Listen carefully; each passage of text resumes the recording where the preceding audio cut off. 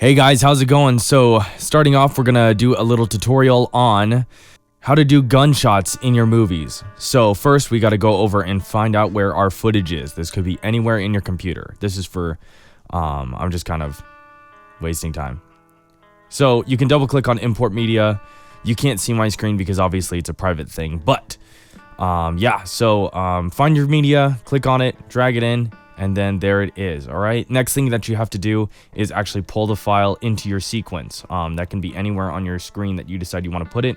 For right now, it's right here. Okay, next up, we're going to figure out essentially where our gunshots are going to be happening. So the easiest way to do it is actually to go until your audio cue tells you, or if you have something of that sort. And the other way to do it is basically just waiting until you see him lurch backwards. And just as a side note, one of the things that I don't go over is actually motion tracking. If you're looking to do motion tracking, what's going to end up happening is you're not going to be able to do it if you don't have the software for it. What I use is After Effects, and if you're looking to use After Effects, then motion tracking is going to be the best option on that software for doing the gunshots and stuff like that. It's all the same motions as what I'm going to teach you here on After Effects. It's just everything is at different places. Adobe's pretty universal. If you don't have After Effects and you don't want to worry about motion tracking, use a tripod. The easiest way to do things is if you just have a tripod. That way you don't have to compensate for anything or try and do the motion itself or the tracking of the motion itself, which I've done and is very hard and tedious. There it is. So what we're going to do is we're going to go find that. And then basically we're just going to crop around the image itself. So what we're going to end up doing is finding that point that we just found, and then we're going to end up waiting for it, finding out where he lurches, and then cropping around the image possibly moments before is the easiest way to do it. That's how I do it, at least.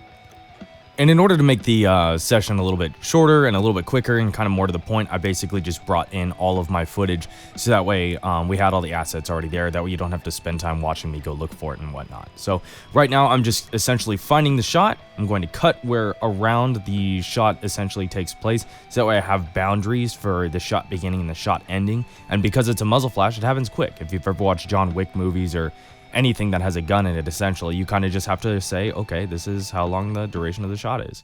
So we'll drag in a photo. This is not actually a video. This is a single photo. And what we're going to do essentially is go in and make it transparent so we can put it on the image itself. And it doesn't show it on my screen, so I apologize. But the what you do is you go over to basically the opacity and you click on screen, and that gets rid of the black background. And that's why I choose a black background, because black backgrounds can be gotten rid of. And then you basically size the muzzle flash up, up and down, side to side. You do it on the position area in the motion, and then you basically line it up with the angle that you're trying to do. And then after that, what you're going to do is you're going to go in and you're going to shorten it. The muzzle flash should only be a couple seconds long. It shouldn't be very long, because if it's a long muzzle flash, it's just going to sit there awkwardly. So you crop it out, and then you go in, see, only a couple seconds long. And then you also have to make sure it's lined up, which I didn't do appropriately, but that's fine. It happens. So what we're going to do is we're going to click on it. We're going to go over to the effect controls area and change the opacity. So it's only going to last a couple seconds, so it's going to come in and out very quickly. So 100%, so that means it's as bright as possible. And then 0 means it is absolutely see-through. So basically it kind of fades in and fades out, okay? So what you do is you set 3 points. 1 point in, 1 point in the middle, and 1 point out, okay? So that way it kind of does a fade in like that really quick, okay? That way it's not really jagged. Boom. Okay, kind of works out. It looks good. But the problem is that it's just not in the right spot. And it's always okay to go in and adjust it again and fix those little tiny errors and stuff like that in order to make it more pretty. Boom, done and done. Like that. Okay. Another way that we can do it is I actually have video. I have a video of a muzzle flash actually happening. So we're going to do the same exact thing. Whether you have a video or a photo, you go and you change it to screen and it gets rid of that black background. The only problem is my gunshot's upside down. So you go over to rotate, you rotate it 180 degrees, and then you go and scale it over and size it up to your muzzle. And you got to make sure it's not too big, because then it just looks obnoxious and whatnot. So you can get these kind of assets any way that you want to. If you can either find them on YouTube with a black background that you want to chroma key out or green screen out, however you want to call it, or You can make them. You go to a gun range safely. I do not advise doing this if you don't have supervision and stuff like that in the actual way to do it. But the easiest way to do it is to get something off of YouTube. Or if you want, I can send you guys to the places that I end up getting them, like Action VFX and stuff like that. So then at the very end, what we're going to do is we're going to change the opacity, meaning it does a fade out at the end, so that way it's not really jagged, because you don't want it to be really annoying, just like the other one. But because it's a video, you can actually have a natural fade out and you can let it do the full length, or you can fade it out yourself. And lastly, if you wanted, you could actually add a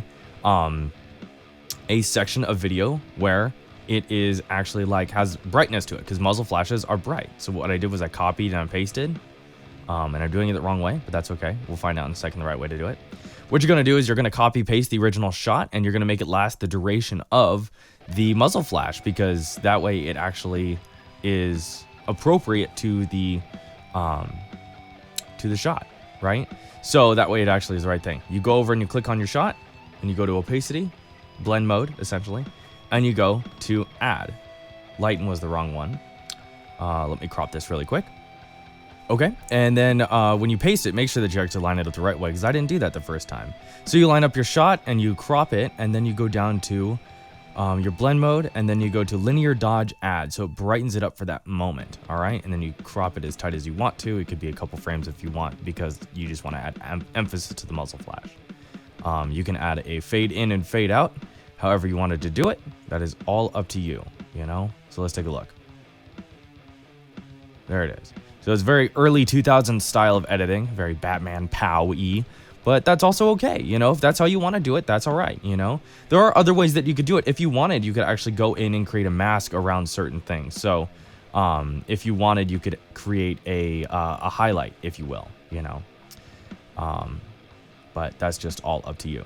And lastly, all we need to do is add some sound. So if you want, go ahead and find a sound. You can find them on YouTube. That's where I found this one.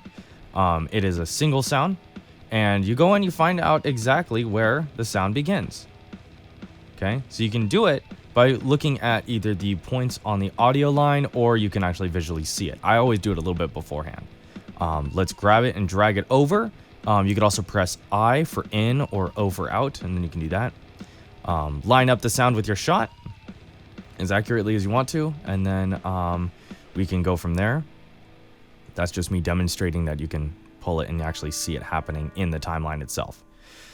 So when you play it, the shot should play with it. For some reason, my audio did not record, so don't blame me on that one, but imagine it's happening. You can actually see the waveform actually showing up on the timeline, and then on the audio indicator, it actually is showing the audio playing as well. And then if you want, you can always create more layers. You don't have to just stick with that one shot. You only have one gunshot per timeline. You can actually create more. So let's do this. We'll take it, and we'll copy it, and paste it. All right, you can't see it because for some reason my thing didn't save, but that's all right. So let's copy and paste it. And then reline it up because it is now an independent image itself. You can click on the image, go over to effect controls, and actually move the image around without affecting the other one. Boom, like that, okay? Line it up, size it up, and since it already has all of the same aspects to it, you can do that. Let's copy and paste the audio file itself. And then you have two independent audio files and two independent video files. Like that. There you go. And that is how you get editing done on muzzle flashes in as quick as possible. It is very easy. And once you figure out how to do it, you will be just fine. Have a great day.